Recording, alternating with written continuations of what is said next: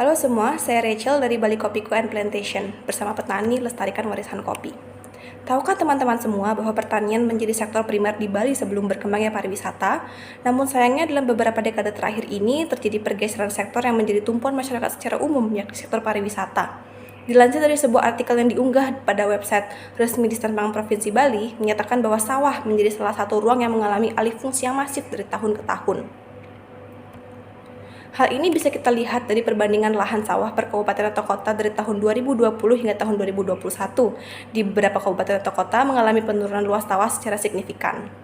Tentunya hal ini akan berdampak kepada penurunan produksi panen pertanian. Salah satu komoditi pertanian yang mengalami penurunan produksi adalah kopi. Dapat dilihat pada website resmi dari BPS Bali menyatakan bahwa produksi kopi dari tahun 2020 hingga tahun 2022 mengalami penurunan yang signifikan. Maka dari itu, kami, Bali Kopiku and Plantation hadir untuk mendorong berkembangnya agrowisata yang berbasis pada kearifan lokal dengan mengutamakan kesejahteraan para petani lokal. Ada 3 layanan utama yang ada di Bali Kopiku and Plantation. Yang pertama adalah coffee tour. Pengunjung bisa melihat secara langsung tahapan dari pemilihan biji kopi hingga proses pengolahan dan pembuatan kopi, termasuk penjelasan tentang panen, pengupasan, pengeringan, dan juga penyangraian biji kopi. Pengunjung juga bisa berinteraksi dengan para petani lokal untuk bisa mempelajari kehidupan sehari-hari mereka dan juga mendengarkan cerita-cerita menarik dari pengalaman mereka tentang kopi. Berikutnya adalah coffee tasting.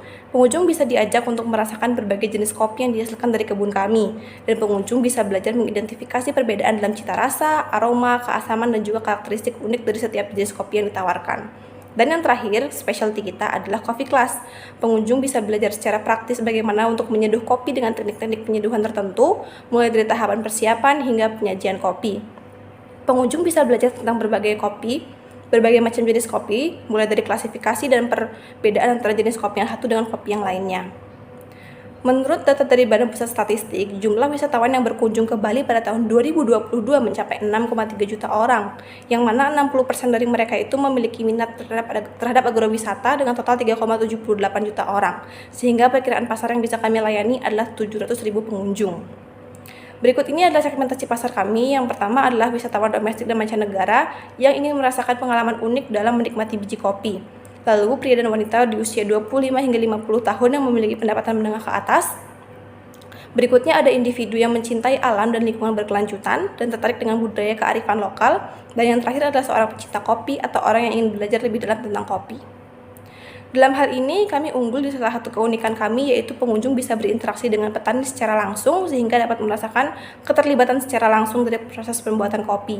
Dan juga ada coffee class untuk mengeksplorasi keunikan dari masing-masing biji kopi, bisa membantu pengunjung dalam memahami nilai kopi lebih dalam. Target kami dalam tahun pertama yaitu bisa mengembangkan infrastruktur dan fasilitas yang diperlukan, lalu bisa menarik setidaknya 5.000 pengunjung selama tahun pertama dan juga menyusun dan meluncurkan paket tur pertama kami yang menyajikan pengalaman tentang proses produksi kopi. Di tahun kedua, kami memiliki target untuk mencapai peningkatan sebesar 30 hingga 50% dari jumlah kunjungan sebelumnya dan juga meningkatkan fasilitas yang ada berdasarkan umpan balik dari pengunjung.